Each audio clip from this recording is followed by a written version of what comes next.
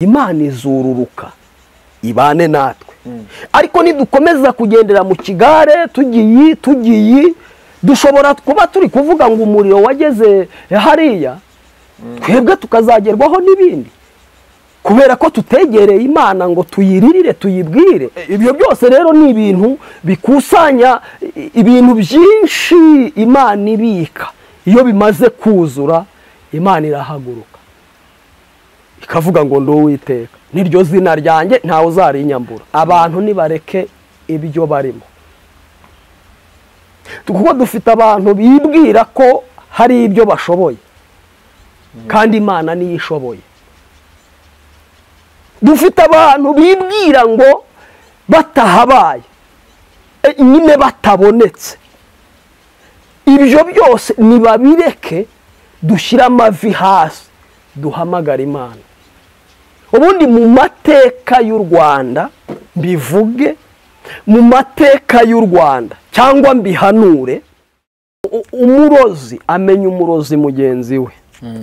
Rero abarokore bagakwiye gushyiraho igipimo bakavuga ati uyu muntu nubwo avuga ibi urumva ese igipimo cye cy'umwuka cyangwa igipimo cy'uburere cyo ni iki? Kuko buriya gukizwa n'uburere ni ibintu bibiri bishobora kugendana bikagenda neza. Iki ni cyo gihe igihugu cy'u Rwanda tugomba kujya twasenga. Ni ukuvuga iki? Iki ni cyo gihe umwana umukobwa, none se nimba mini baziciye ubwo harya bamwe babyina nijoro bo ntikabaye. Ni igihe tugomba gusenga, niko byanzuwe, niko ku kibi ni icyiza. None nitutiringira Imana tukayiragiza igihugu cyacu, tukayiragiza abayobozi bacu, dushyira amavi hasi dusenge. Amazi ntabwo akiri ayo twari tuzi mu kwa mbere. Amazi ndabona andi mabara yihinduriza. Mukwiye gushyira amavi hasi.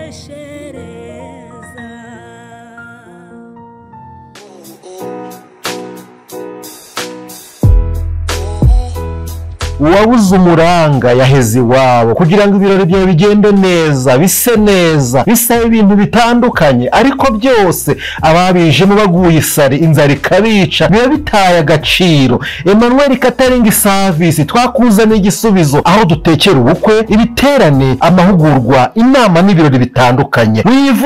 Wivunika tubigusangisha aho wakoreye ibirori hose. Ikindi kandi tubafite ibikoresho bikodeshwa, ari byo shopping dish, amasahane, amasafuriya, imbabura n'ibindi. Dukorera mu gihugu cy'u Rwanda hose, ibiciro biri hasi cyane. Duhamagare cyangwa twandikire kuri 078 31 cyangwa bakunze bijambo ry'Imana kandi bakunze umusaraba. Mwese turabasuje kandi tubahaye ikaze mu kiganiro cyacu cy'uyu munsi, aho muherereye mu cyo bitandukanye, amajyaruguru, amajyepfo, iburasirazuba n'uburengera bwabyo. Kamwe twizere ko muri amahoro kandi mukindiwe mu buntu bw'Imana. Hakurya y'amazi namwe turabazirikana kandi turabasuhuje, ariko kandi mwese tubahaye ikaze mu kiganiro cyacu cy'uyu munsi. Ndi kumwe n'umushumba Theogene. Theogene umeze neza? Meze neza. Namahoro? Namahoro. Urakomeye? Ndaho ndashima Imana. Iminsi myinshi? Iminsi myinshi. Yego. Ugiye mu biki? Narindi mu masengesho, nta bindi nahugiramo. Zakwica? Ntacyo azantwara. Ntacyo azagutwara? Akora amasengesho ntajya yica buriya. Amasengesho biterwa n'uburyo wayatangiye. Ariko hari umuririmbyi yavuze ngo nubwo umuntu w'inyuma ngo arushaho kubabara ngo uw'imbere arushaho gukomera. Uw'imbere ubundi niwe dushaka guha indyo yuzuye. Yego. Ariko ibintu byo kwiyiriza biri bivuga iki? ibintu byo kwiyiriza Kwiyiriza ubusa. ni ibintu Bibiliya cyangwa Yesu yakundaga gukora, akiyiriza ubusa, agasenga, byongera imbaraga mu muntu. Kwiyiriza imbaraga zimeze zite? iz'umwuka wera. Yego. Ese umuntu yiyiriza ryari? Umuntu yiyiriza cyangwa se akwiye kwiyiriza ryari? iyo yumva ari ngombwa bitewe n'ikiri ku mujomba yabikora. Impamvu hari akantu mujya muvuga ngo hari amasengesho mwita amasengesho y'amatakirangoye. Yego. Uragira numve ko ushobora kuvuga ati wenda umuntu yiyiriza yageze mu bibazo. Ngiye kuzana amasengesho subwo arakirwa. Oya, amasengesho y'amatakirangoyi ntabwo yakirwa. Kuko biri iravuga ngo nzabima amaso igihe ibyo mwatenyaga byabagezeho hafi aho gutyo. Ariko buriya abinenewe buriya ntabwo ari amasengesho y'amatakirangoye. Yego. Yari ay'amatakirangoye. Ko Imana yayumvishe. Buriya Imana igira uburyo bubiri cyangwa butatu yumvamo amasengesho. Buriya hari igihe Imana ikubwira ngo wowe nguhaye ikintu runaka, hanyuma wowe ukarangara. Imana ntikijugunya cyangwa ntigita, ahubwo kiragutegereza, wakongera kujya muri network y'Imana, cya kintu kikongera kikakugarukira. Yego. Yego. Okay. Yes. Pastor Theogene uri umwe mu bahanuzi nemera kandi bari kugenda bahanura ibintu bimwe n'imwe bigasohora. Twishimiye ko nawe kuri no munsi kandi tugiye kugana ku bintu byinshi cyane. Urakoze cyane, nanjye ndakwemera rega. Reka tugusaba noneho ubanze usenga Imana dukomeza. Yego. Mana yacu, Mana y'icyubahiro, Imana y'imbaraga, Imana y'imbabazi, Imana y'ubushobozi, Imana y'abagufi, Imana y'abarebare, Imana y'abakene, Imana y'inzobe, Imana y'ibikara, Imana ivuga ijambo ikaririnda. Tuguhaye icyubahiro ku bw'uyu munsi, duhuye na mwene data. Reka ibyo tuvuga bikore ku mitima y'abantu benshi kandi bahemburwe n'ijambo ryawe mu izina rya Yesu. Amen. Amen. Yego. Yes, amakuru mu minsi ishize ubugingo urumva bumeze bute Pastor? Ubugingo meze fresh. Yego. Ariko ngo Imana ije gukubita abantu b'abapasteri. Imana ije kubakubita abirengagiza ibyo bahamagariwe. Yego. Ntago uri muri bo? Jewe ntabwo ndi muri bo. Ntago ufite ubwase ko hari igihe Imana iza gukubita ahantu akajya n'inzira kanganiza bigenderamo. Nabyo birashoboka. Bashumba nawe nagukeka ko ushobora kuzakubitirwa muri bo. Nabyo birashoboka. Bajya kurimbura kwa abana barasheri. N'abandi bana bashakaga Yesu. Yego. Abana barasheri babigenderamo. Yego. Birumvikana kuko turi mu isi, dufashe igihe mu ntambara, nta wabihunga byaje. Nuko bimeze. Yego. None uri kwitwara kugira n'ibikugeraho uzabikora. Mu by'ukuri muri ibi bihe ndi mu bihe bikomeye cyane. Yego. Ninkubwira wowe unteze amatwi, ndi mu bihe bikomeye kurenza uko wowe ubitekereza. Kuko Imana iyo yaguhamagaye, ikintu kiranga ko Imana yaguhamagaye, uhura n'intambara nyinshi cyane, ariko Imana ikakurindira muri izo ntambara. Rero nanjye ndi muri izo ntambara, ndacyarwana nsingira icyo Kristo yamfatiye. Rero intambara nzirimo z'uburyo bwose,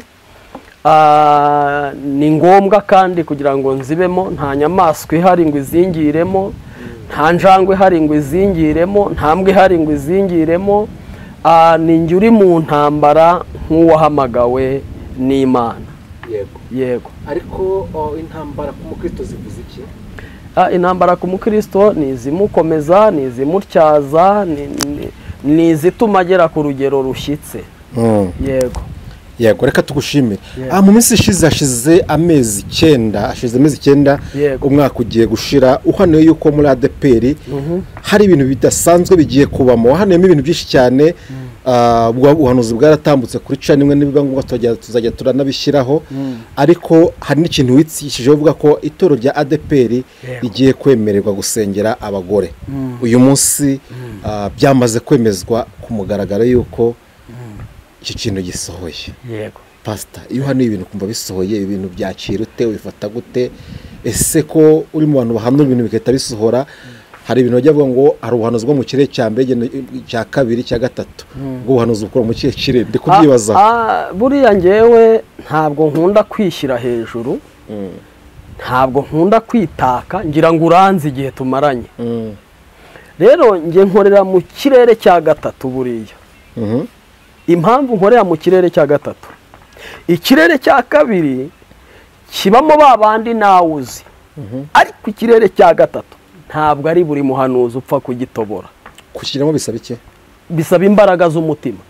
Ziboneka gute? Ziboneka kwanga icyaha n'igisa nacyo, kwiyiriza kenshi, gushaka ubusabane bwawe n'Imana, ibyo Imana iguhiyerekwa rizima. Rero iyo ugeze muri icyo kirere, kanseri urayitegeka ikamera amatwi ikumva umuntu uri kuvuga. Iyo ugeze muri icyo kirere, sida urayitegeka ikamera amatwi ikiruka ikagenda. Iyo uri muri icyo kirere, diyabete iyo uri muri icyo kirere urayibwira igahunga. Iyo uri muri icyo kirere. Ubwo rero ngewe kuvuga ngo wumva umeze gute iyo uhanuye ibintu bigasohora, ngewe ntabwo ari njye uriho, hariho Kristo muri ngewe. Yego. Ese kuki wowe utiyemera wenda uretse ko mitenge mbikubaza no gutunguye, yego, nawe utanabikunda ko tubivugaho, ariko usanga abantu bahanuzi benshi muri iyi minsi, reka mvuge ngo biyi minsi, yego, yahanuye ikintu kigasohora yirwa zengukana aho usavuga ngo cya kintu cyasoye kugira ngo dukunde tumwemere. Kuki wowe ko mbona bibahesha icyubahiro, niko nimba byo bashaka simbizi nimba bakibona ntago mbizi, kuki utabivuga no kubiki ntago ushaka icyubahiro we ntago gikunze? No, ngiye nta cyubahiro nkunze. Nababwiye ngo muri iyi si kuva nagera ku isi nahakandagiza ibirenge, ubuzima mbamo n'ubuzima nyine butanyemerera kwibagirwa iyo navuye. Niyo mpamvu ituma mpora ntuje.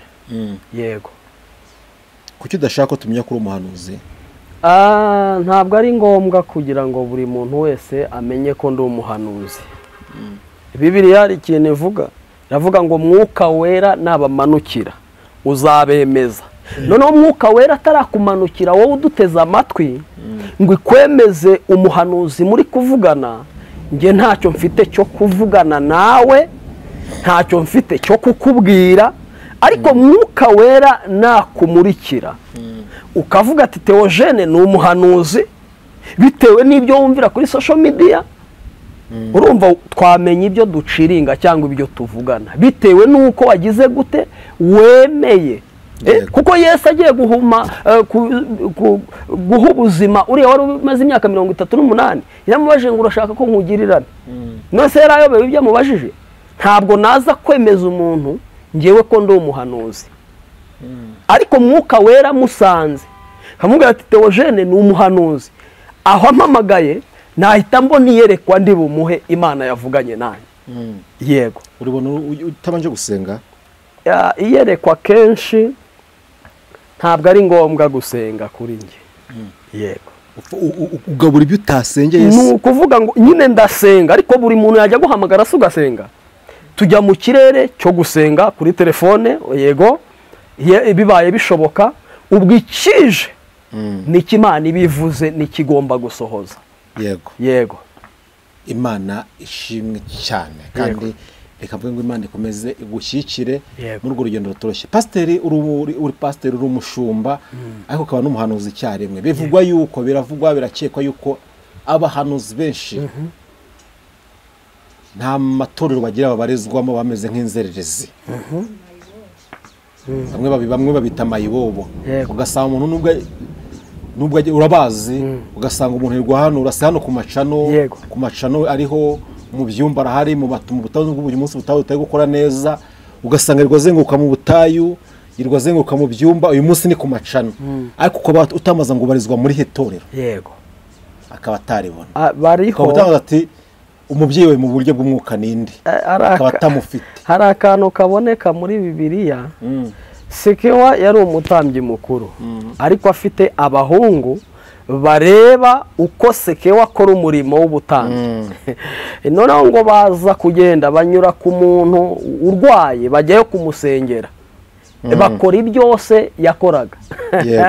Hanyuma ngo uwo murwayi wari urwaye ngo yarabahagurukanye ngo abaciraho imyenda, abarema inguma, barangije ngo bariruka. Umurwayi arababaza ngo Yesu muvuga turamuzi, Petero uwo muvuga turamuzi. Ndafashijwe pe. Mwebwe babita abandi.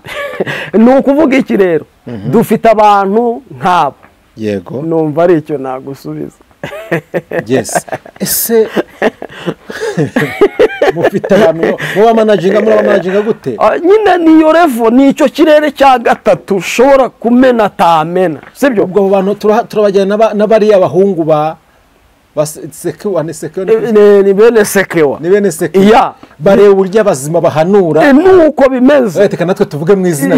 None wowe iki bikwereka, njyewe ntabwo njya nkunda kwivuga mu mbabarire cyangwa kwitaka, ariko uzakurikirane ikibwiriza nabwirije, nutakibona nk'iminsi ngahe ku yandi macano, uzamenye ko navuganye n'Imana. Kubera iki?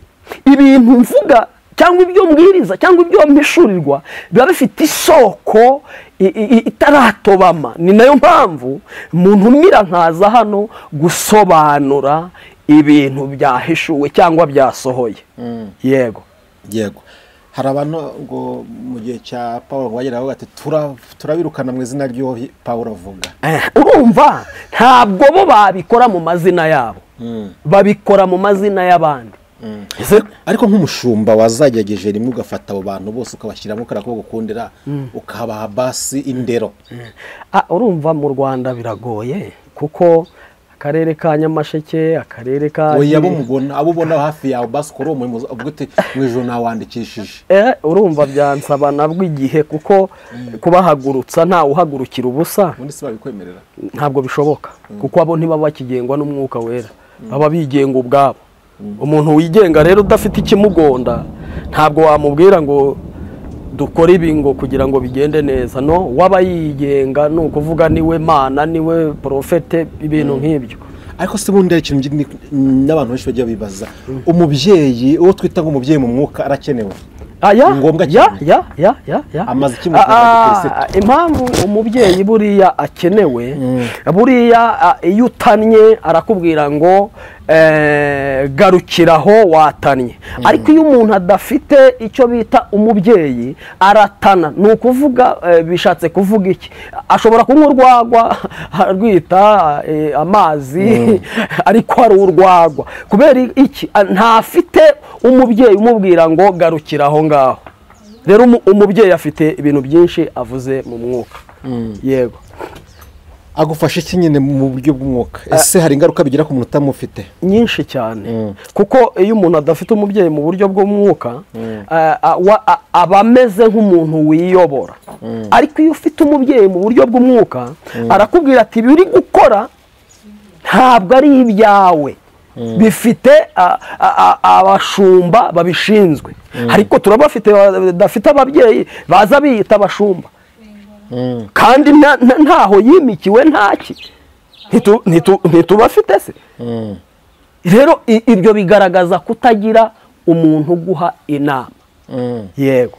Abenshi nimba ndabyita kwishyira hejuru, abenshi mu bahanuzi ari nayo mpamvu abantu benshi bari kugenda bazana ku izina ry'Imana ugasanga bameze nk'ababaye bariyeri. Yego. Sinzi impamvu bivuzo bino. Iyo atangiye avuga ngo rira, yavuga nk'akantu ngo mbonye igiceri hariya mwese mukakibona, ahita avuga ati ndihaye, ugasanga arigumuye yigize ikigenge. Yego. Ugasanga yagize umuntu wa hatari. Ese hari ntinya Yesu yavuze ngo nzabwira ngo ntabwo nigeze mbamenye. Yego. Nk'abashumba nuhe musanzu wanyu kugira ngo muhiture abo bantu sinzi nimba ubuhanuzi ntabwo bwo nemera, nimba buvana mu ijoro ntabwo mbizi, kuko kera maje gusobanukirwa nuko hari nabo namaze kumva ngo bajye mu bapfumu kubaza abapfumu ikizaba bakababwira bamara ko bwakaza akavuga ngo iravuze ngo amatasi n'amadongo aramenetse kwa gatanu. Yego ati nduwiteka kandi ari umuntu uzagera ka yagiye ati runaka Theogene wapfuye. Abo benshi bariho. Ubundi birasaba abakristo ko bava mu kirere barimo bakajya mu kindi kirere, kuko nta buriya uzarebe umurozi amenya umurozi mugenzi we. Rero abarokore bagakwiye gushyiraho igipimo bakavuga ati uyu muntu nubwo avuga ibi, urumva ese igipimo cye cy'umwuka cyangwa igipimo cy'uburere cyo ni iki? Kuko buriya gukizwa n'uburere ni ibintu bibiri bishobora kugendana bikagenda neza. Ariko umuntu yakizwa adafite uburere bigakunda ubundi nta buryo ubona. Njye ntago njye menye se hari umuntu uzi ukumva ibintu ari kuvuga ati umuntu ukahita yibaza umuntu yarerewe mu bantu, yarerewe mu ishyamba. Nyine icyo kikwereke ni bya bindi navuze mvuga akarere kamwe n'akandi kugira ngo uzahuze iyo mico ibiri. Ni ibintu bikomeye. Yego reka tugushimire mvuge ngo Imana ijye gushoboza kandi kurindi ibyagushije abantu benshi cyane ko nabonye nta muhanga urugero niko bibiri abari nuko ijambo rivuga. Ariko Daniel yaravuze ngo abazi Imana yabo bazakomera, nibamara gukomera hari ibindi bazakora. Tugiye kuza tuganira ariko ndagenda ngo hano umwanya kugira ngo ukomeye utambutse na message Imana gwe nk'umuntu uri maze igihe kinini usenga. Ngiye kumanza ngo ako kanya niyo ngo gatongera tuganira none nyuma. Ntacyo bitwaye, nta kintu bitwaye. Imana igushyigikire mu zina rya Yesu. Rero Imana ibamugisha, ndabakunda cyane. Ibi bihe Imana ivuze ngo itabaye abantu bayo, ntabwo ibivuze ngo itabaye abantu batari abayo. Buriya hari abantu bitiranya iyo Imana ivuze ngo iratabaye. Rero uyu ni umwaka Imana yavuganye nanjye cyangwa yampaye message. Nimba umaze igihe kinini ku gisasiro cy'uburwayi, Imana yantumye ngo nze bwire isi yose kwica ari igihe cyo gukiza indwara abaganga ibinini byananiwe. Kandi ni igihe Imana ije kuruhura abantu bamaze igihe barahetamishijwe n'ibibazo. Nuko Imana yavuganye nanjye. Rero ibibazo Imana ivuze ntabwo ivuze icyamukeba, ntabwo ivuze icy'umuryango washatsemo, ntivuze icyamukeba, ahubwo ije kugushyira mu mahoro kugira ngo n'abakubona bazavuge ngo uyu muntu yavuganye n'Imana. Imana irongera irambwira ngo ntangarize isi ko ariyo yonyine yibereye yihagarariye ku murimo wayo. Yonyine niyo yihagarariye ku murimo wayo, niko Imana yavuganye nanjye. Kuko ibyago ntibizabura ku bakiranutsi, ariko Imana izagenda ibatabara uko bwije nuko bukeye. Mama, ndakubona ufite ikibazo mu nda.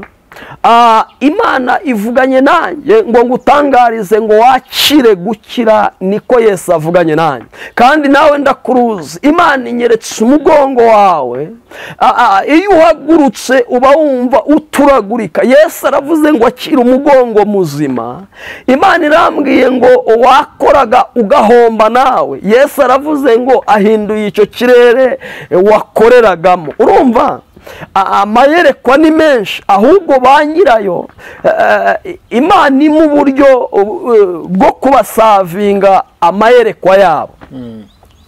Ubu tuvugana ushobora kuvuga ati ese Theogene ko ahanura, none se bari ufitiye nimero baratigise ibyo bahanuye biraza. Ariko uyu mwanya ndi kuguha message Imana yavuganye nanjye, kandi nawe ndagira ngo nkubwire ngo agahinda si uguhora urira, Imana iguhojeje ayo marira. Yego murakoze, turajya tugenda tuzivuga uko zimanutse. Yego reka tugushimire, nzi ko tugenda kujya mu ijambo ry'Imana yo muri ngo yego n'ubundi komeza noneho.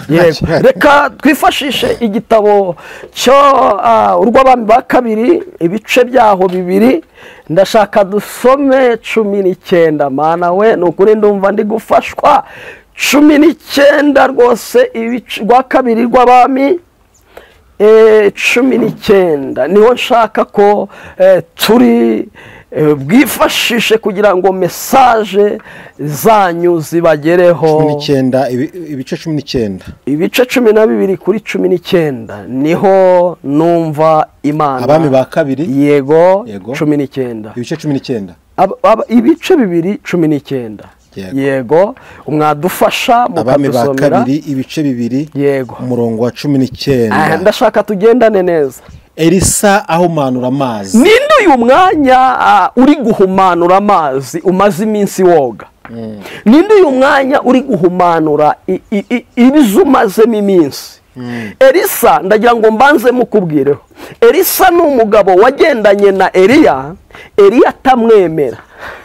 Ariko igihe kigeze amaze gufata umwitero ndagira ngo ngutangarize ko ibyamusuzuguye nawe yabisuzuguye. Mama, papa, nshuti yanjye, uragorwa no gufata umwitero mu gihe gisa n'iki, kuko numara gufata umwitero ibikwasamiye ibiguhiga ntuzongera kubibona mu maso yawe ukundi. Nubwo Eliya atemeraga Elisa, igihe cyarageze Elisa amaze gufata umwitero nukuri ndafashijwe. Bibiliya iravuga ngo abana b'abahanuzi bari bitegeye Elisa na Eliya, ariko Eliya amaze kuzamurwa muri serwakira, Eliya ngo ataye umwitero, Elisa arawucakira. Akiwucakira abana b'abahanuzi baravuga ngo Imana yari iri muri Eliya igeze no muri Elisa. Bibiliya ivuga iki? Ngo afata umwitero ngo ukubita amazi amwe ajya ukwayo n'andi ajya ukwayo. Abana b'abahanuzi bahita baza bikubita imbere y'umugabo witwa Elisa, baravuga ngo turi imbere yawe nk'abaja bawe. Urashaka abaja, ukeneye kubona umwitero uvuye ahera hahera. Urashaka ubutunzi, ukeneye umwitero uvuye ahera hahera. Ubanza urebe inshuro washoye ugahomba, urebe inshuro watereswe hakarongorwa abandi, ubanza urebe indukuyemo. Abandi barasinzira ariko we nyabingizi wanyu zikarara ziguhingisha. Ndagira ngo ngutangarize itarafata umwitero w'Imana haracyari ikibazo gikomeye. Bukeye abanyamudugudu nabo babwira Elisa bati dore uyu mudugudu uburyo uri heza nk'uko ubireba databuja, ariko amazi yaho ni mabi kandi muri iki gihugu imyaka irarumba. Lamangala awizi kota. Aravuga ati nimunzanire interezo nshya muyishyiremo umunyu. Nuko barayimuzanira. Arasohoka ajya ku isoko y'amazi. Haleluya, haleluya, haleluya, haleluya, haleluya. Uwiteka aravuze ngo umva icyo kintu amishamo amazi. Akurikiraho ijambo rivuze aravuga habure Elisa haboneka Imana ya Isiraheli. Aravuga ngo Elisa nta uhari haboneka Imana. Umva ukuntu ivuze mama. Kanseri nakubwiye ngo imera amatwi ikumva. Nakubwiye ngo diabete imera amatwi ikumva. Nakubwiye ngo sida imera amatwi ikumva. Elisa ageze kuri aya mazi arayabwira ngo amazi we nubwo utagira amatwi, kubera ko ubusabane nge Elisa mfitanye n'Imana, amatwi araza mu mazi. Urumva ikintu mvuze? Akimishamo aravuga ngo amazi, umva ngo uhanurire wa amazi we. Umva ngo uhanurire wa mugongo we. Umva ngo uhanurire wa sida we. Umva ngo uhanurire wa kanseri we. Umva ngo uhanurire wowe urwana urugamba rw'abarozi. Elisa akiri kuri ayo mazi hakoze imbaraga zisumba byose. Warivuje birananirana, ntabwo ari cyo bishatse kuvuga. Hakeneye imbaraga z'Imana. Hari indwara ibinini bidakora, hari indwara amafaranga adakora. Ndagira ngo ngutangarize hari indwara ibikeneye ijambo ry'Imana igahita yibwiriza. Reba Elisa ageze ku mazi. Bibiliya ivuga iki? Abanyamudugudu bamukubise amaso baramubwira ngo uyu mudugudu nubwo ureba ariko nubwo uyu mudugudu witeraga fondote, nubwo uyu mudugudu wishyiraho ibirungo byinshi, ariko mwimbere uyu mudugudu ntago wera. Uyu mudugudu mwimbere ufite icyo bita ikibazo. Amazi yawo iyo umuntu ayanyoye iyi nkiyanyoye, kandi ni umudugudu mwiza. Abandi mwavukanye bose barashingiwe, wowe uraho uracyari mu mafondote, ntabwo uri uyu mudugudu. Abandi bubatse ingo zirakomera, wowe urwawe rwararangiye, ese ntabwo uri uwo mudugudu. Elisa ngo ahageze arababwira ngo noneho nimunzanire, Imana ishimwe cyane, nimunzanire ibyo mwagiraga ariko mudafite ububasha bwo gukoresha. Nimunzanire ibyo mwagiraga ariko mudafite ububasha bwo gukoresha. Ntabwo umunyu wavuye Dubai, ndafashijwe n'ukuri, ntabwo imerezo yavuye Dubai. Ibyo ni ibintu bari bafite ubwabo, ariko badafite uburyo bwo kugira gute bwo kubikoresha. Imana iguye gusobanukirwa wowe uduteze amatwi.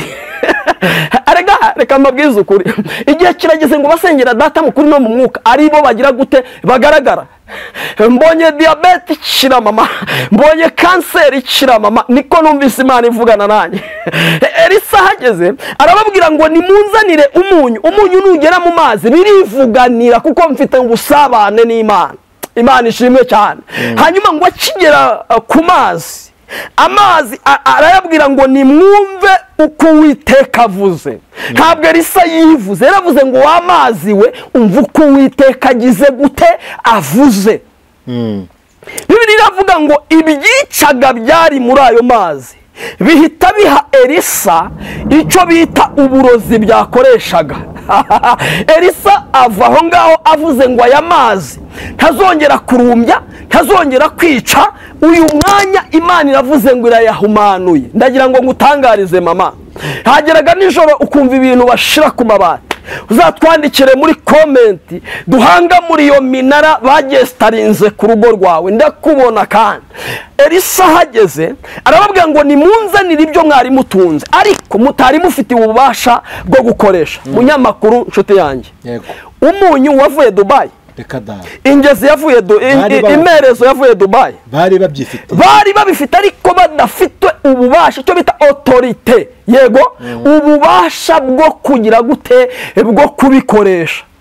Uzi ko hari igihe umuntu hanura nta bubasha? Yego, ibyo urabizi neza. Uzi ko hari igihe umuntu abwiriza nta bubasha?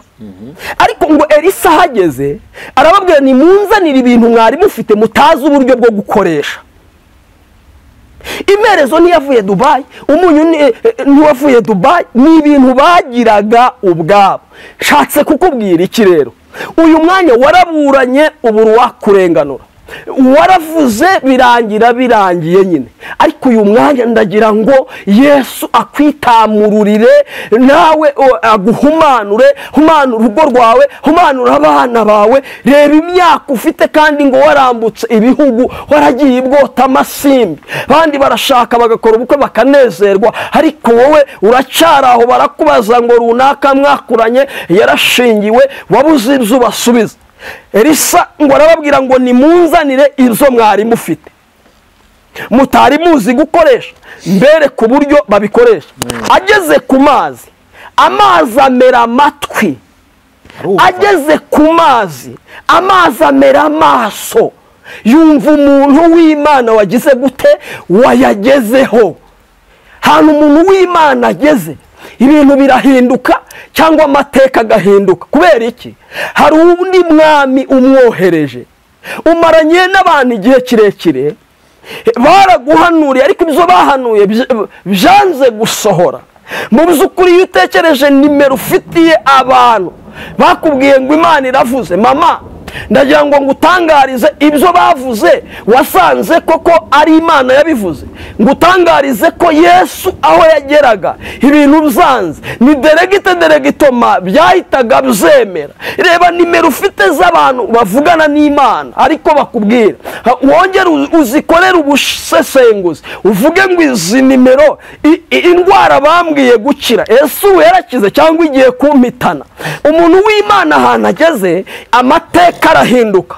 umuntu w'Imana ahantu ageze ibyari ibibazo bihinduka ibisubizo. Bibiliya ivuze iki? Elisa ni umuntu Eliya atemeraga mu gihe cye. wikwita ku batakwemera bitewe n'igihe urimo. igihe cyawe Imana nigihindura abanzi bawe bazahinduka abakunzi bawe. Bibiliya ivuze Elisa ageze ku mazi, amazi amera amatwi yumva icyo umugaragu w'Imana agize gute avuze. bundi ibintu byose byicwa no kwigira debande. aba banyamudugudu bakubise Elisa amaso, baratangira ngo twebwe mushumba muhanuzi, uyu mudugudu nubwo ureba ukaba usize amarangi, ukaba ugenda mu modoka nziza, ukaba ugenda witwaye, inganda ukaba uzifite, ariko mushumba amazi y'uyu mudugudu, haleluya, amateka y'uyu mudugudu, ibibazo bya mbere byaraje, ibya kabiri biraza. Bibiliya ivuze iki? ngo amazi y'uwo mudugudu. ziko hari igihe umuntu akurebera inyuma akagira ngo byaremeye kandi ntaho byageze. abantu benshi hari igihe umuntu bamureba bakavuga ngo yagezeyo kandi we arararira. Bibiliya ivuze iki? Bibiliya yavuze ngo amazi yawo nicyo kibazo. nawe ufite ikintu kigomba guhumanurwa atari mu izina ryanjye, ari mu izina ry'Iyampamagaye. uyu mwanya abantu benshi bafite ibibazo, ibikomere bitandukanye, ariko ndakwifuriza guhungira kuri Yesu. Yesu niwe muntu wenyine ugira uko abigenza bikemera. abapfumu bo wabajyamo bakayahekenya ngo uzakira, bikarangira upfuye wizeye abapfumu. reka nkubwire, nta handi ubuhungiro buri. uwo mudugudu wari urimo abakire ariko barananiwe. uwo mudugudu wari urimo abagwizatungo ariko batahumanura amazi. ariko umuntu ufite ihishurirwa, umuntu ufite iyerekwa, aravuga ngo njyewe munzanira imperezo. reka mama ngutangarize, imperezo barayigiraga ariko badafite uburyo bwo kuyikoresha. umunyu barawugiraga ariko badafite uburyo bwo kugira gute bwo kuwukoresha. Elisa ageze aravuga ngo noneho wa mazi we, wa sida we, wa kanseri we, umva uko Uwiteka avuze. hanyuma amaze kuvuga ngo umva uko Uwiteka avuze, ahita amishagizamo wa munyu. none se nshuti yanjye, wirirwa uvuga ngo Imana yaragutaye, we warayemereye?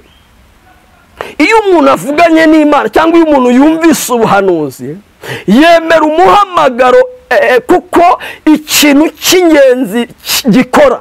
amavuta utemera nta kintu akumarira. iyo abanyamudugudu bataza kwemera uyu mugabo Elisa, n'uyu mwanya n'iyi saha uyu mudugudu amazi yawo abagihumanye. rero amavuta utemera, nuze kumenya ko mu isi y'ibitagaragara hari igitangaza azagushyirira mu bigaragara. birabasaba iki? birasaba yuko Imana ya Isiraheli wowe igukorera igitangaza kiri butume wemera amavuta y'igitangaza ushaka kwakira. ibi bintu iyo tubivuga ntabwo ari ukugira ngo abantu batwumve, kuko twabaye igihe kirekire ahantu abantu batatwumva. rero uyu mwanya amavuta utemera nta kintu yakumarira. uyu mudugudu wakijijwe n'iki? wemeye amavuta Elisa yari ari gukoreramo. barangije baramubwira ati uyu mwanya uyu mudugudu wacu ni mwiza, ufite amakaro, ni mwiza, urara hageretse, ariko amazi yawo ararura. bari bemeye iki? bari bemeye umuhamagaro. niwemera umuhamagaro muzemera n'uwatumye umuhamagaro. aleluya. hanyuma Elisa arababwira ngo nimunzanire umunyu, nimunzanire imperezo. barabizana, barabigiraga ariko badafite ububasha bwo kubikoresha. ibi bintu ikintu gikora ni ububasha. ni ukuvuga iki? ububasha ufite uzareba imodoka ikururira habiri n'ikururira hamwe ntibyiruka kimwe. Ububasha mfite ntabwo ari bw'uriya afite, ubw'uriya afite si bwo mfite. Ariko uyu mwanya wa none gira guhitamo neza, Imana igukorera igitangaza imiryango itagukoreye. Ongera udusubiriremo. Yego. Kabiri igwa kabiri rw'Abami 2:19. Yego. Twari tugeze hano, Uwiteka aravuze ngo ahumanuke. Urumva Elisa we ahamirije Uwiteka. Uwiteka avuze ngo ahumanuye aya mazi. Yego. Ntabwo azongera kwicana cyangwa kurumbya. Sinzi nimba uneza amatwi mama, sinzi nimba uneza amatwi mushiki wanjye, umva ukuntu Uwiteka ari guhumanurira amazi. Uyu mwanya amazi ntariho, ahubwo habeho wowe uhumanuke mu izina risumba amazina. Iyo urebye ubuzima urimo, nubwo hagera ku manywa ukitera agafondote, igitenge ukagikenyera neza, kureba mu nzira tubona byaremeye, ariko amazi y'uyu mudugudu niyo abizi. Nuko amazi arahumanuka na bugingo n'ubu nk'uko Elisa yavuze. Iyo batemera umuhamagaro, iyo batemera umuhanuzi, na n'uyu munota amazi aba agihumanye. Bibiliya ivuze iki? Ngo amazi arahumanuka nk'uko Elisa yabivuze. Uwo mutwe w'uruhande rumwe uhagarare, uko kuzarupfusha bihagarare, uko gutegera amaboko badashaka kuguhobera bihagarare, uko kwirirwa wisobanura mu bantu bihagarare. Yesu niwe nzira n'ukuri n'ubugingo. Elisa rero ntabwo uyu mwanya ariho, ni njye uriho kugira ngo hagire ibyo duhumanura. Nibyo koko uri mwiza, ariko se nubwo uri mwiza, iyo urebye iterambere abandi bajyamo nawe niryo ugiyemo. Elisa amaze kubihanura ngo amazi ahita ahumanuka na bugingo n'ubu. Sinzi ibintu byaguhumanyije, sinzi ibintu byatumye wibaza impamvu y'uru rugendo, sinzi impamvu ibi bintu waje ubikunze, wigeze wigira n'umufiyanse nawe ndakubona, mbega arete yawe uba uhagazeho, umufiyansi yaje ntumenye ikimutwaye. Ndagira ngo mpanurire ayo mazi, nawe ayo ni amazi arura. Iyo bataraguhemba upanga imishinga, ariko baguhemba bikarangira imishinga nta n'umwe ukoze. Ayo ni amazi nawe arura. Yesu ashimwe cyane. Uyu mwanya tuvugana, iyo utarabona udufaranga inshuti ziba nkeya, ariko iyo ubonye amafaranga inshuti ziba nyinshi, yashira zikongera zikigendera. Nawe ayo ni amazi agize gute? Arura. Uyu mwanya ntabwo ari umwanya wanjye, ahubwo ni Imana, ni umwanya Imana iri muri nge yantumye. Ndagira ngo ngutangarize iki rero, amavuta utemera nta kintu yakumarira, biragusaba gushyiramo imbaraga, hanyuma uvuge ngo Yesu ndakurindiriye, nubwo mbona bimeze gutya ariko uzankorera umurimo n'ibitangaza. Elisa agihumanura amazi rero, ndebera ba banyamudugudu nta byishimo basigaranye, ariko se ntibizari byararangiye? Ubukwe mu muryango w'iwanyu mubwumva nk'amateka. Naje guhanura ubukwe mu izina risumba amazina, naje guhanura abana mu izina risumba amazina, naje guhanura imbaraga z'Imana zitsikamira imyuka y'abarozi. Ndakubona mama, iyo uryamye urara urota abantu bo mu matongo, bo mu miryango y'iwanyu. Ndahagarika icyo kirere mu izina risumba amazina. Wowe iyo ugenda uba wumva imbaraga zigenda zikurangirana. Ndahagarika ibyo birere mu izina risumba amazina. Elisa amaze guhanura ngo amazi arahumanuka na bugingo n'ubu. Yego. Bukeye avayo ajya i Beteli. Icyo nicyo gitangaza cya mbere Elisa yakoze. Yego. Ndagira ngo ngutangarize uyu mwanya, turi mu kwezi kwa mbere muri 22. Uyu mwanya ndagira ngo imbaraga z'Imana, wowe ubure haboneka imbaraga z'Imana. Elisa amaze gukora icyo gitangaza ngo arimuka.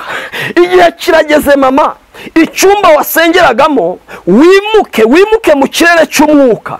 Nurangiza kwimuka mu kirere cy'umwuka, Imana irakora imirimo ndetse n'igitangaza. Mama, nkwifurije kwimuka mu cyumba wari urimo ukajya mu kindi cyumba cyihishurirwa. Izo ngendo zose Elisa yakoze, yagendaga akoze ibitangaza. Uyu munsi ntabwo ariho, ni njye nawe turiho kugira ngo Imana idukoreshe ibitangaza. Yesu ahabwe icyubahiro. Amen. Uyu mwanya nubwo ibibazo ari ibibazo, ariko mbonye Imana itabara abera bayo muri uyu mwaka kugira ngo ineza y'Imana ibagereho mu izina rya Yesu. Amen. Amen. Amen. Amen. Urakoze cyane. Yego. Ahangaha ijambo ry'Imana rigaragaje uburyo Elisa yahumanuye aya mazi yaruraga. Yego. Ese ari abantu bajye bahana bakavuga ngo urahumanye. Ese birashoboka yuko umuntu yahumana no muri kino gihe kandi ari umukristo? Yego. Iyo urebye mu miryango tuba twaravuyemo, aho mama wawe yagucishije aguhetse, ntabwo uba uhazi.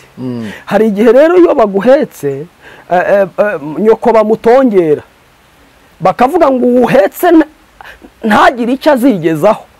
Hari uguhumana kurenza uko. Noneho wowe ukagendana uwo muvumo akukozeho kose gahita gashya. Ni ukuvuga iki? Washaka bigahita bisenyuka. Warya neza uyu munsi, ejo bundi ukabwirirwa. Ni uguhumana. None se nta muntu urumva batereje cyamunara? None se aba yaragiye gufata keredi nta bwenge agiye kubikoresha? Shaka kwifata akayikoresha nabi.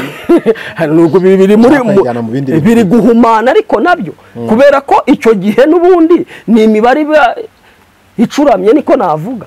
Yego. Yego. Yego. Ese ushobora gusenga umuntu akava agahumanuka, cyangwa se guhumana bitandukanye n'umuvumo?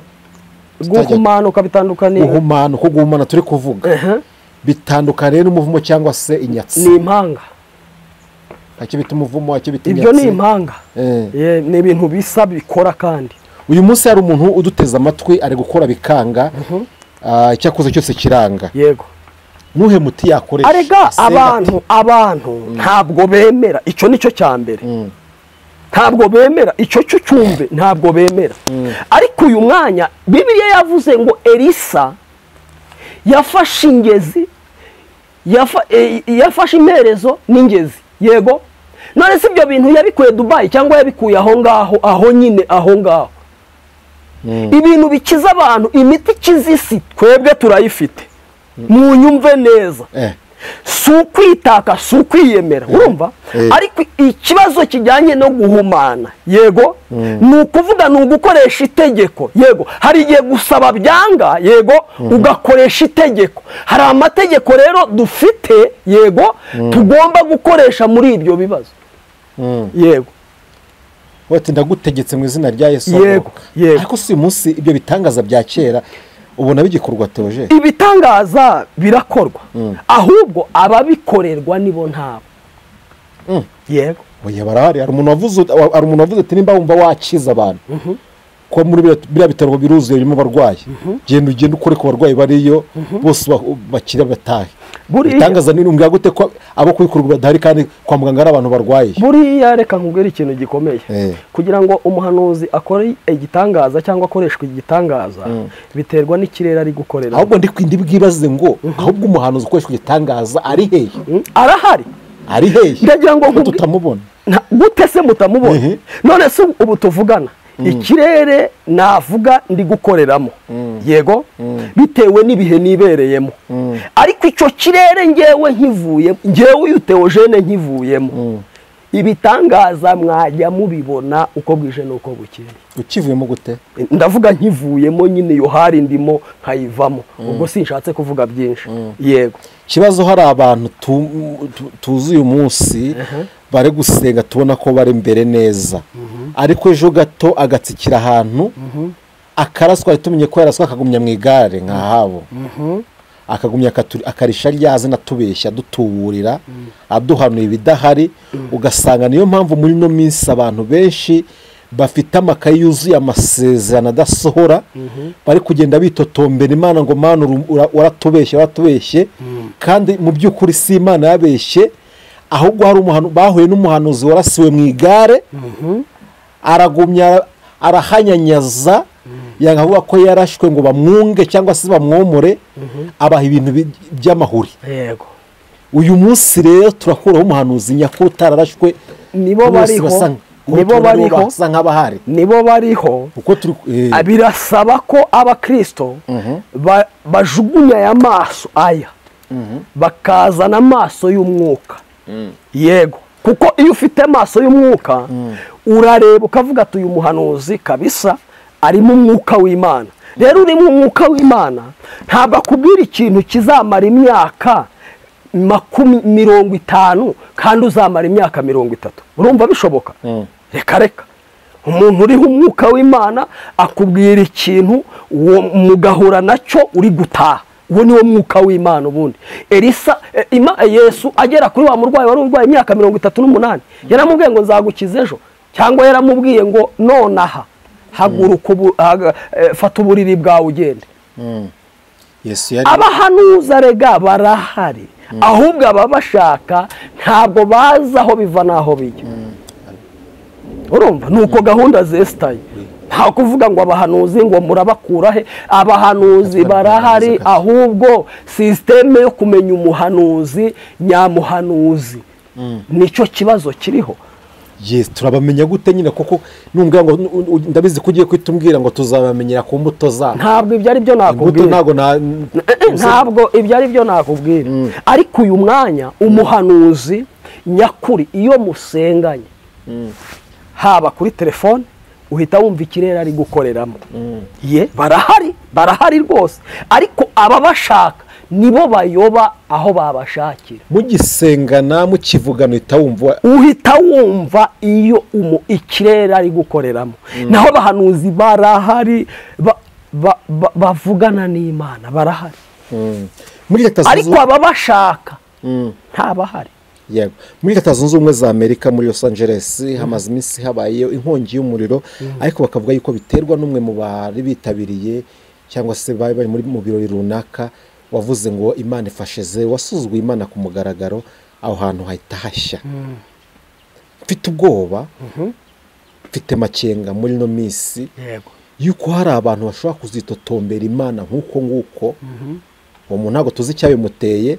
Ushobora kuba ari umurengwe, reka mbyite gutyo, ushobora kuba ari umurengwe, ariko mfite ubwoba yuko hari n'abantu bashobora kuzitotombera Imana bikajya kuri rwego babitewe na bamwe mu bahanuzi babahaye amahuri, bikadukurura natwe akaga nka kariya kari muri Leta Zunze Ubumwe za Amerika. Uyu munsi nimba ucyumva uri umuhanuzi muzima, ukumva umwana wacyamuhetse, ukumva uramusimbiza, ukumva aravuza, ukumva kana karariza, ukumva ufite umwana muzima, umusanzu we nuwe kugira ngo turwaye ikintu tudahura n'akaga nka kariya, kuko mfite ubwoba, mfite amakenga yuko hari umuntu ushobora kuvuga ngo Imana yarambeshya akagiye ibindi bintu, agasanga akudukurira kandi kaga, kuko ndikubona Imana y'uyu munsi yajishe. Buriya ibyo uvuze niko kuri abantu.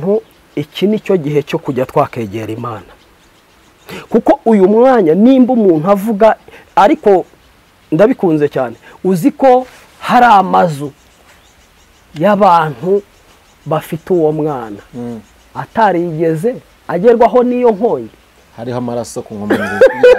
Ubundi abantu bayobewaho ibintu bishakirwa, ariko ibintu birahari. Hari izahiye, ariko hari n'iz'abandi. Ariko hari n'izabahiye, nanone twibuke hari n'izahiye z'abantu batarifatanyije n'itanura rya Kora.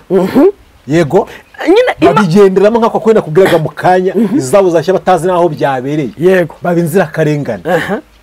Cyaze kuvuga yuko umuntu umwe ashobora gutera umuraba kugeza ubwo inkugi yose barohera neza, bakabiroha umuntu. Bahangana byo gute ako kaga kataratugeraho ko bishoboka. Biradusaba kwegera Imana kurenza uko twayegereye, kuko nitwegera Imana izururuka ibane natwe. Ariko nidukomeza kugendera mu kigare tugiye dushobora kuba turi kuvuga ngo umuriro wageze hariya, twebwe tukazagerwaho n'ibindi kubera ko tutegereye Imana ngo tuyiririre tuyibwire. Urumva? None se abo mu byo bateguye bo barabiteguye, byarabatunguye. Natwe rero tugomba kwinginga Imana tutaratungurwa. Niyo nama, niwo mwanzuro, nta kindi. Ko biravuga ngo muhore mwiteguye kuko mutazi umunsi n'igihe. Uyu mwanya rero turasabwa iki? Turasabwa abera kongera kurira, twarangiza kurira tukongera tugahamagara Imana yirirwaga ahandi gataha i Rwanda, tukongera tukayibwira ngo ni twebwe b'Abanyarwanda wakoreye ibitangaza. Ongera ugaruke utwiteho tugirire neza. Ariko bitari ibyo nitukomeza kuyihererekanya ngo bariya ntibayisenga, bariya bigende gutya, ntabwo biri buvemo. Yego, birasaba ko tuba maso tugasenga. Niryo somo twakura kuri biriya bintu, niryo somo twakura kuri biriya bintu kuko byabaye bibatunguye. Kandi urabona icyambere ni igihugu cy'igihangange. Yego, noneho reba byarageze hariya, nkatwe bitugezeho. Noneho ariko nacyo cyateye uriya muntu kuvuga ariya magambo, buriya njye mbyita umurengwe, ubona ari iki? None se mu gihe cyatambutse nta mupasiteri w'umukene ngo wageraga mu bakire, bari abakire bene wabo, bavuga ko umukene w'umupasiteri nta Mana akorera. Hari umurenge urenze uwo? Uzareba umuvugabutumwa utambaye amakoti, utanigirije, ubwo se waba uri umuvugabutumwa? Ibyo byose rero ni ibintu bikusanya ibintu byinshi Imana ibika. Iyo bimaze kuzura, Imana irahaguruka ikavuga ngo ndi Uwiteka, niryo zina ryanjye ntawe uzarinyambura. Yego, ngo twinde ko Imana yavuga ngo ndi Uwiteka. Yego rwose mubyirinde ko yavuga ngo ndi Uwiteka ndahagurutse. Kuko reka nkubwire n'aka kantu mvira inyuma rimwe, abantu nibareke ibyo barimo. Kuko dufite abantu bibwira ko hari ibyo bashoboye kandi Imana niyo ishoboye. Dufite abantu bibwira ngo batahabaye nyine batabonetse. Ibyo byose nibabireke, dushyira amavi hasi duhamagara Imana. Ubundi mu mateka y'u Rwanda, mbivuge mu mateka y'u Rwanda cyangwa mbihanure kuko ndi kubyumva, iki nicyo gihe igihugu cy'u Rwanda tugomba kujya twasenga. Ni ukuvuga iki? Iki nicyo gihe umwana, umukobwa, none se nimba mini baziciye, ubwo harya bamwe babyina nijoro bo ntikabaye? Ni igihe tugomba gusenga. Niko byanzuwe, niko ku kibi ni icyiza. None yego, iki ni igihe umunyarwanda akwiye gusenga wese. Mu gihe yabayeho agomba kwiyambaza iyo mu ijuru. Ntuvuge ngo runaka ngo turaziranye, nimba muziranye ibyo birakureba. Ariko iki ni igihe tugomba gushyira amavi hasi tukavuga ngo nk'uko watabaraga ba sogokuruza, natwe aba ariko ugomba kudutabara. Kera bakwiringiraga, hari ahantu babaga nicyo kimenyetso cy'abiringiraga Imana, ni ukuba mu mahoro. Kera bakwiringiraga,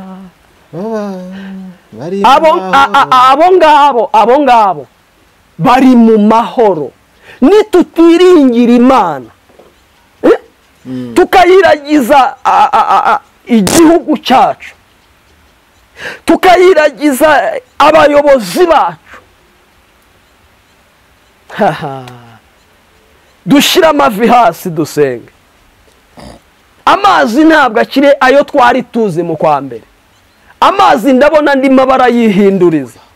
Mukwiye gushyira amavi hasi, kuko hari ibintu byaje ngo nta mukire ugenda mu modoka ugisenga. Imana ngo niyo abakene. abo wagaburiye bakarya bagahaga, nibo bantu babaye aba mbere bo kuvuga Imana ko idashoboye. Kandi iyo etaje cya gihe uyubaka wafashe keredi, Imana irayishura.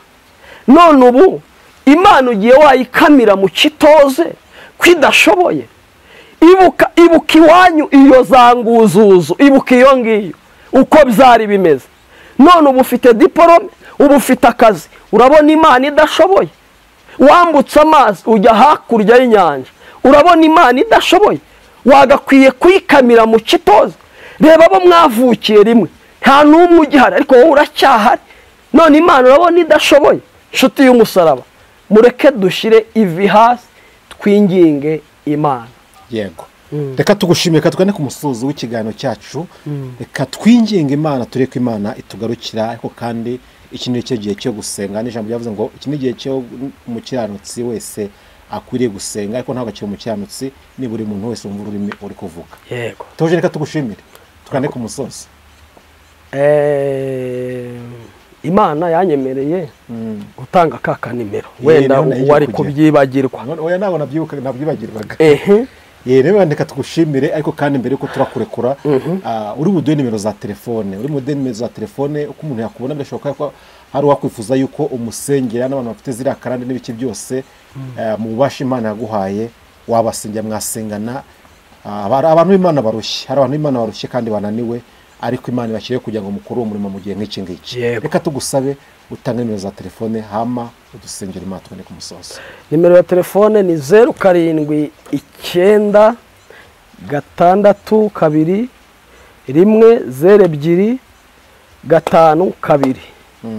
0796 62 102 52. Yego, reka dusenge Imana. Mana ya Isiraheli, Mana y'ibitangaza, Imana y'icyubahiro, Imana y'imbabazi, Imana y'imbaraga, Imana y'urukundo, ndasenge muri iki gitabo Elisa yakoreyemo, duhumanuye buri kintu cyose cyari gihumanishije abana bawe. Duciye imbaraga imyuka y'ibitega, duciye imbaraga imyuka y'amahembe, duciye imbaraga buri kintu cyose mu izina rya Yesu cyahagurukiye abana bawe. Karande z'ubukene, karande z'amateka mabi, turazishwiragije mu izina risumba amazina. Uyu munsi imiryango yatatanye kubera imbaraga z'abarozi, nzatsa ububasha mu izina risumba amazina. Icyubahiro n'ikibi cyawe rero ntibibuko nshaka, ahubwo bibuko ushaka mu izina rya Yesu. Amen. Turagushimiye, Imana igumugisha. Urakoze cyane. Dushimiye umuntu wese abanye natwe muri kino kiganiro kuva tugitangiye kugeza ku musozo wacyo. Imana y'amahoro imuhe umugisha nawe, kandi Imana y'amahoro yivange mu bye byose. Ibiganiro byacu ku musaraba nakagaruka. Amahoro y'Imana abane namwe.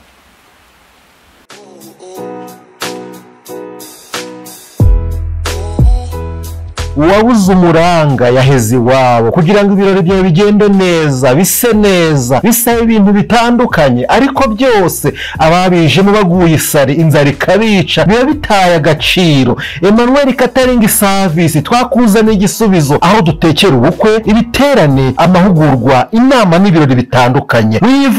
Wivunika tubigusangisha aho wakoreye ibirori hose. Ikindi kandi tubafite ibikoresho bikodeshwa, aribyo shopping dish, amasahane, amasafuriya, imbabura n'ibindi. Dukorera mu gihugu cy'u Rwanda hose, ibiciro biri hasi cyane. Duhamagare cyangwa twandikire kuri 078 31 942 cyangwa 072 50 53 54 9. Emmanuel Catering Service.